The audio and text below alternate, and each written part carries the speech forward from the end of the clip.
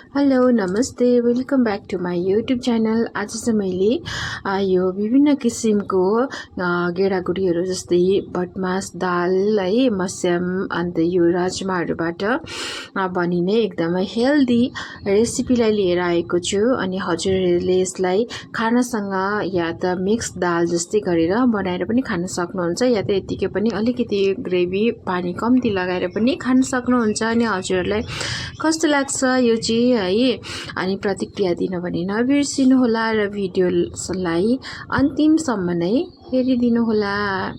अनि अब चाहिँ म यसलाई स्टार्ट गर्दैछु बनाउनको लागि।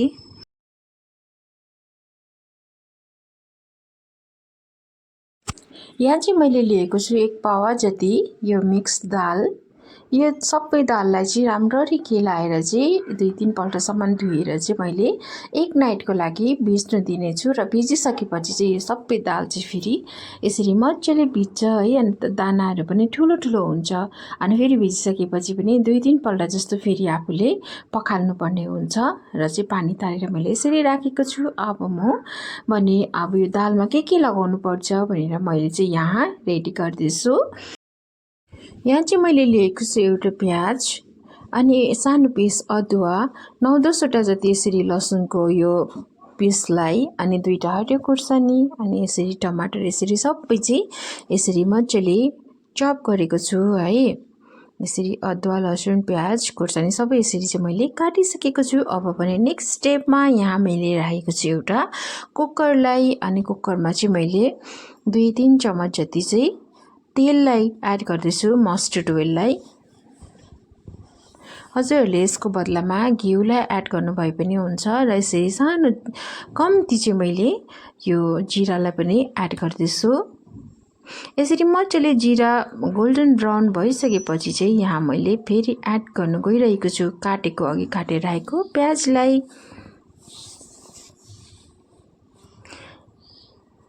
अब चाहिँ मैले यो प्याजलाई 1-2 मिनट हल्का चाहिँ अलिकति चाहिँ पाक्न दिन्छु। ब्राउन भइसकेपछि चाहिँ अब फेरि म यसमा एड गर्दैछु अघि मैले काटेर राखेको यो चप गरेको लसुन पनि मैले अलिकति यस्तो यो ठुलो स्टाइलमै काटेर राखेको छु र म कन्टिन्यू एड गर्दैछु। हरियो खुर्सानीलाई पनि र अदुवालाई पनि। अदुवा चाहिँ यसरी मैले ठुलो पिसमै राखेको छु किनकि पाकेपछि त्यो एक प्रकारको मिठो बास्ना आउँछ, मिठो हुन्छ यसलाई खाँदाखेरि। त्यही भएर र यसरी सबै मसलाहरूलाई चाहिँ सबै यसरी काटेर राखेको यो लसुन प्याजहरूलाई चाहिँ यसरी एकछिन चलाएर हल्का गोल्डन ब्राउन हुनेजेलसम्म चाहिँ म फेरि यसलाई पनि गर्नेछु। र यतिको पाकिसकेपछि मैले एड गर्दैछु त्यसमा फेरि अघि काटेर राखेको टमाटरलाई पनि। यो सबैलाई चाहिँ म एकछिन मजाले चलाइसकेपछि चाहिँ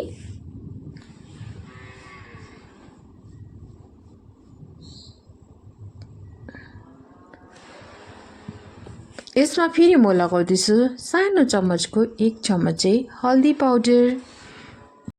त्यसरी नै म एड गर्दैछु यो जिरा पाउडरलाई पनि। हजुरहरूले यसलाई स्किप गर्नुभए पनि हुन्छ र एड गरिदिनुहोस् आफ्नो टेस्ट अनुसार नुन पनि। र यो सबैलाई चाहिँ यसरी मिक्स गर्छु, एकपल्ट राम्रोसँगले चलाउने छु। यसरी सबै पाकिसकेपछि चाहिँ मैले फेरि एड गर्दैछु त्यो भिजाएर राखेको गेडागुडीलाई पनि, यो दाललाई पनि। सबैलाई फेरि म मजाले एकपल्ट चलाइसकेपछि अलिकति र एकछिन चाहिँ 2-3 मिनट जस्तो चाहिँ फेरि यसलाई मजाले एकछिन कुकरमै पाक्नको लागि छोडिदिन्छु। र यहाँ चाहिँ मैले लिएको छु तातो पानी र तातो भन्दा त्यस्तो उम्लेको चाहिँ छैन तर मनतातो पानी छ है। यसरी मैले यो तातो पानीलाई पनि एड गरिदिएँ र राम्रोसँगले चलाउने छु। यसरी तातो पानी लगाएको छ भने चाहिँ टेस्ट खल्लो हुँदैन भनेर। र यो सबै उम्लिसकेपछि चाहिँ मैले कुकरलाई ढकनी लगाएँ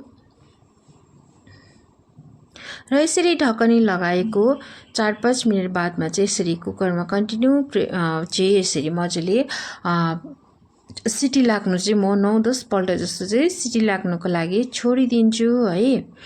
यसरी सिटी लागेपछि खोलेर हेरौँ त। वाउ, यसको चाहिँ बास्ना एकदमै मजाले आउँछ त्यो अहिलेको जिराको पाउडरले अनि साथसाथै अरू त्यो मसलाहरूले गर्दाखेरि पनि मजाले बास्ना आउँछ र चाहिँ यसरी मेरो दाल चाहिँ मजाले पाकिसकेको छ यो है। अनि मैले चाहिँ यतिको बनाएर चाहिँ म 1 चम्मच चाहिँ माथिबाट यो घिउलाई पनि एड गरिदिँदैछु र चाहिँ हेर्नुहोस् हजुरहरूले पनि है यो चाहिँ एकदमै बिमारीहरूको लागि पनि एकदमै राम्रो हुन्छ अनि हेल्थको लागि पनि नर्मल मान्छेहरूको लागि पनि अन्त यो चाहिँ एकदमै सजिलो पनि हुन्छ छिटो पनि हुन्छ है त्यस्तो मेहनत पनि पर्दैन पकाउनको लागि। अनि हजुरहरूले पनि यसरी नै एकपल्ट यसरी नै बनाएर खानु होला। अनि म चाहिँ यसरी बनाउँछु है यस्तो खालको दाललाई चाहिँ हजुरहरूले चाहिँ कसरी बनाउनुहुन्छ अन्त मलाई कमेन्ट पनि गरिदिनु होला। साथै मेरोमा कुनै कमी कमजोरी भएमा पनि हजुरहरूले भनिदिन सक्नुहुन्छ कमेन्टको मार्फत है।